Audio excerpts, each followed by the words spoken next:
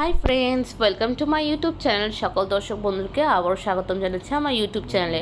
আর যারা নতুন বন্ধু তাদেরকে আমন্ত্রণ জানাচ্ছি চ্যানেলটি সাবস্ক্রাইব করে পাশে থাকার জন্য।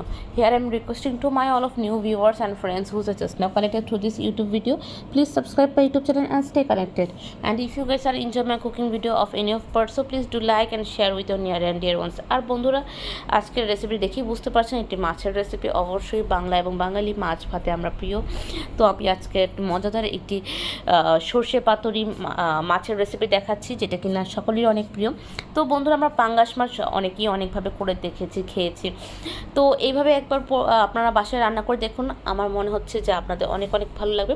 এটা হচ্ছিল পাঙ্গাস মাছের সর্ষে পাতুরি, which I can explain in English. It's a mustard curry recipe.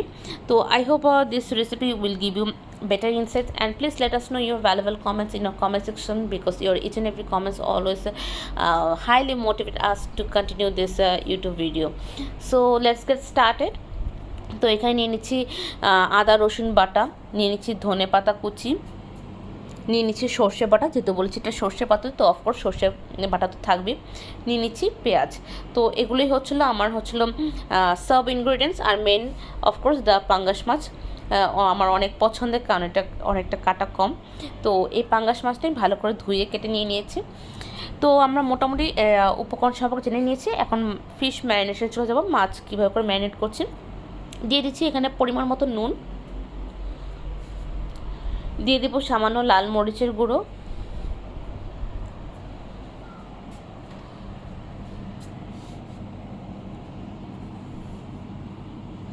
দিয়ে দেবো হলুদের গুঁড়ো,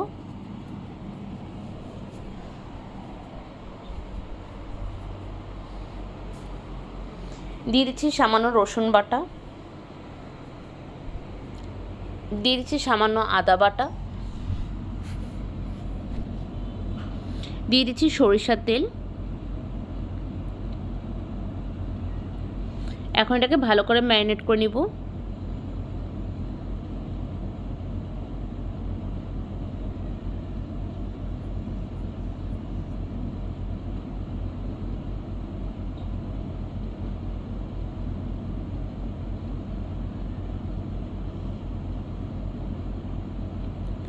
তো বন্ধুরা, খেয়াল রাখতে হবে এখানে কিন্তু মাছগুলোকে ভালো করে ম্যারিনেট করতে হবে, অল্প অল্প করে ম্যারিনেট যেন না করা হয়।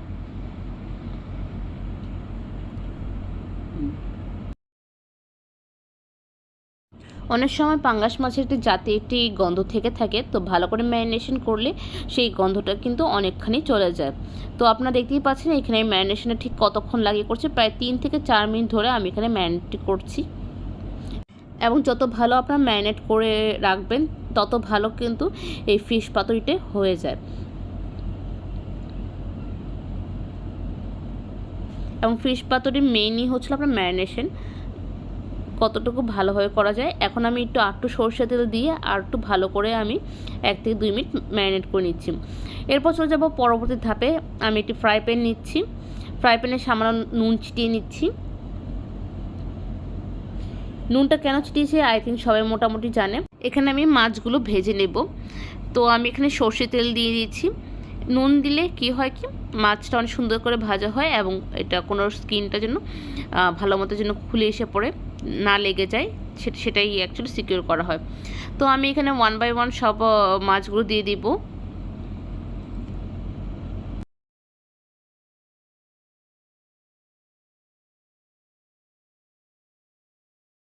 আর এভাবে করে আস্তে আস্তে সবগুলো ম্যারিনেট করা ফিশগুলো আমি এখানে দিয়ে দিচ্ছি।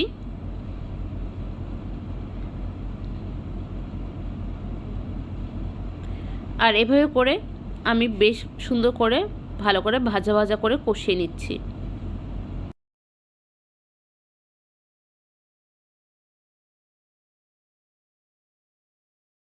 তো বন্ধুরা, আজকের রেসিপিটিতে কিন্তু আমি মাছটা কিন্তু ভেজে কিন্তু আমি অন্যটি পাত্রে বা আলাদা করে রাখবো না, আমি এখানেই সমস্ত রান্নাটা করব।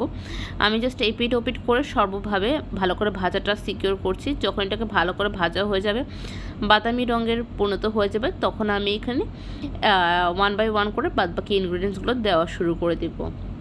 তো যেহেতু এটা সর্ষে পাতুরি, প্রথমে আমি এখানে সর্ষে বাটা দিয়ে দিচ্ছি।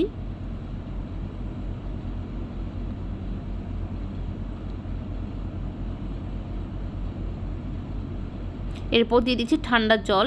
সবসময় মনে রাখবেন পাতুরিতে ঠান্ডা জল বসবে, কোনো ধরনের গরম জল যাবে না। আর দিয়ে দিচ্ছি গোটা কাঁচা লঙ্কা, দিয়ে এটাকে এভাবে করে কষাবো এবং এপিট ওপিট করে নিব। কিছুক্ষণ কষানোর পর 3 থেকে 4 মিনিটের মাথায়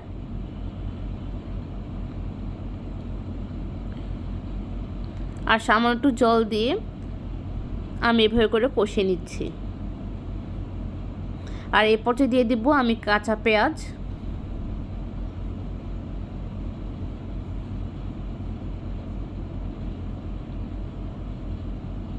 দিয়ে আমি কিছুক্ষণের জন্য ঢেকে দিব 4 থেকে 5 মিনিটের জন্য।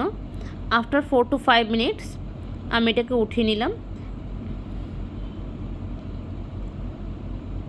এখন আমি এটাকে আবার একটু ফ্লিপ করে নিচ্ছি।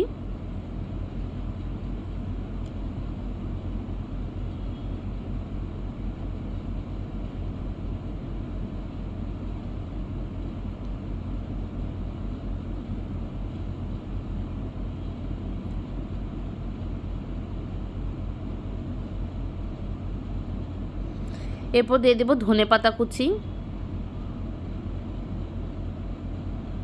এরপর এভাবে আমি আরও 3 থেকে 4 মিনিট কুক করব and C the final look.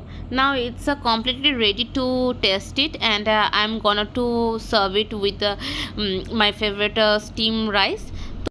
এটা গরম ভাতের সাথে একদম দুর্দান্ত যাবে এবং দেখতেই পাচ্ছেন যে কতটা সহজভাবে, কতটা কম উপকরণ দিয়ে এবং কতটা কম সময়ে এটা একদম প্রস্তুত করা যাচ্ছে। It's just take 20 to 25 minutes just. তো আই হোপ বন্ধুরা তোমাদের এই রেসিপিটি ভালো লেগেছে এবং কার কেমন লাগলো অবশ্যই জানাবেন। আর বাসায় অবশ্যই একবার হলেও এই সর্ষে পাতুরির রেসিপিটি অবশ্যই ট্রাই করবেন এবং বাসায় সবাইকে খাওয়াবেন এবং জানাবেন কার কেমন লাগলো। তো বন্ধুরা আজকের রেসিপিটি এতটুকুই রইলো। আবারও দেখা হবে অন্য একটা রেসিপি নিয়ে, অন্যরকম কথোপকথন নিয়ে। ততদিন পর্যন্ত সুস্থ থাকুন, ভালো থাকুন, টেক কেয়ার। আর ভিডিওটি লাইক কমেন্ট করতে ভুলবেন না, কারণ আপনাদের প্রতিটি like, video, full watch and channel subscribe আমাদের ভিডিও রিচ বাড়াতে অনেক অনেক সহযোগিতা করে। So friends, tata, bye bye and take care.